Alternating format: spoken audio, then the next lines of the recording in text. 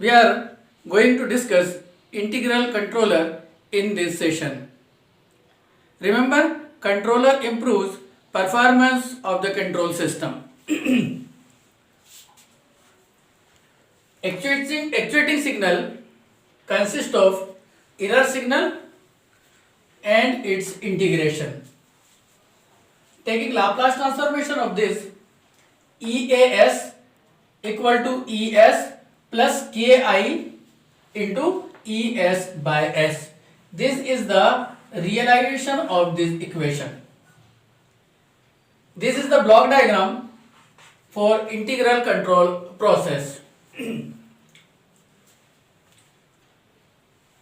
RS, that is input, CS, that is output, transfer function of the second order control system, and proportional integral controller.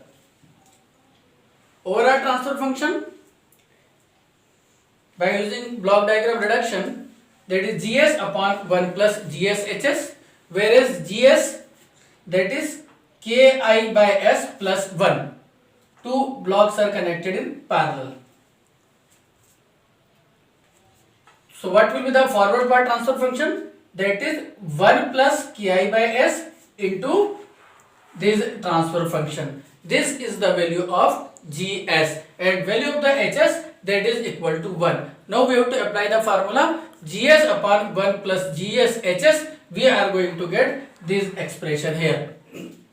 And it is well known to us, the term in the denominator, that is called as a characteristic equation. Maximum power of the S is 3. So definitely we are going to get 3 roots. While applying Routh-Hurwitz criteria, when 2 zeta omega n is less than Ki, out of 3 roots, we are going to get 2 roots on the right hand side of S plane. That's why system will be unstable. When 2 zeta omega n is greater than Ki, all 3 roots will lie on the left half of the S plane, then system will be stable. Now we are finding the steady state error by the application of final value theorem. Steady state error means limit of t tends to infinite et or ESS, that is equal to limit of s tends to 0 SES. Whereas from error transfer function it is known to us ES equal to RS into 1 upon 1 plus GSHS. Replace this ES by this term here. Now we are calculating steady state error for unit ramp function and for unit parabolic function. When we calculate steady state error without integral control, with unit ramp function as a input, we are going to get 2 zeta omega n. But when integral control is applied with unit ramp function as a input, value of the steady state error is 0 here. It means what we can say, with integral control or with proportional integral control, steady state error is reduced from this amount to 0, we can say.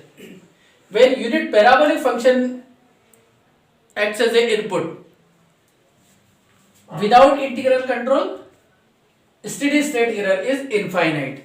But with integral control, steady state error is 2 zeta upon Ki omega n.